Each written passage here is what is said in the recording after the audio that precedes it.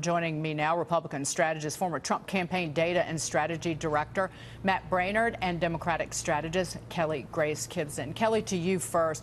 Chuck Schumer and Nancy Pelosi all referred to the president as being petulant. They're clearly trying to portray him as a big child who can't get his way, but they're not willing to budge either. So who's at fault?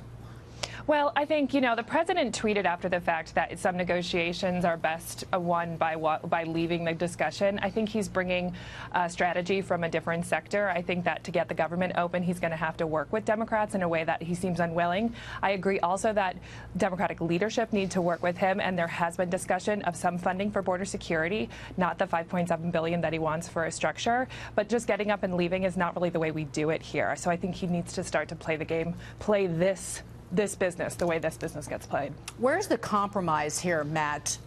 Again, Senator Lindsey Graham is trying to at least come up with a broader deal or compromise, but that's not what's being discussed between the Democrats in Congress and the president. Well, it's not really possible with the Democrats' current stance to make a compromise because, this $5.6 billion for any other objective would look just like a New Deal jobs program, which Democrats would all be in favor of doubling.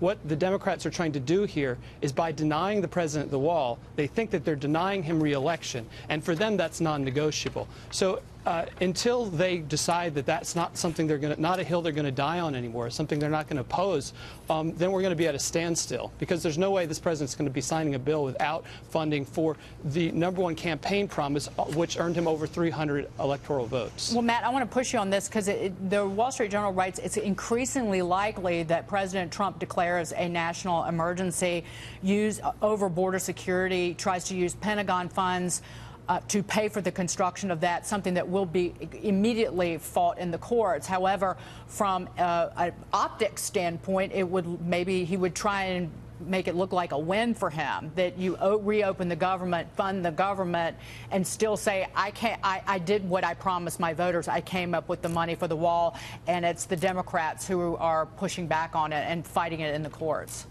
Yeah, I don't think the voters really care about these process questions. I think what they care about is results. And what they care about as a #1 issue overwhelmingly in poll after poll is border security. So the president's border security plan, however it gets implemented, I don't think the particulars of it are very much are terribly interesting to the voters who just want to see results delivered. They'd like to see the government reopen and functioning smoothly, along with border security, because we've had presidents shut down the government before over priorities. We saw Bill Clinton shut down the government before because Republicans wouldn't fund his welfare priorities. We saw Obama shut down the government and walk out of meetings just like Trump did and prevail to fund Obamacare spending. So to do this, to have this kind of fight over national security is certainly one that the public and the voters are going to be on the president's side. Kelly, Matt says border security, but when you poll people on the wall, and this is not just, these are multiple polls, Fox News voter analysis, 53% oppose the U.S.-Mexico border wall.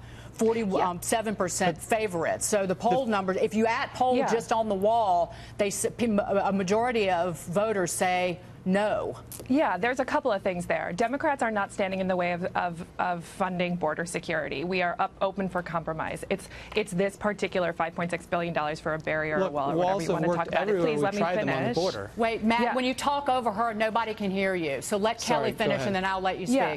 So, and the other thing about process, a national emergency. So in order for him to declare a national emergency, he has to take that money from somewhere. A lot of it might come out of defense and military spending. So voters do care about protecting this country. 100%, I agree with you there. But to declare a national emergency because you don't get your way in a meeting with people that you don't like, believe me, voters will buck against that, and it will not help him in his reelection.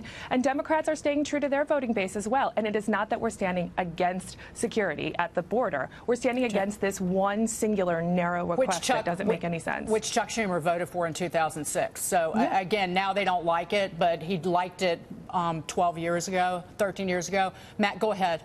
I want to reiterate this to make it very clear.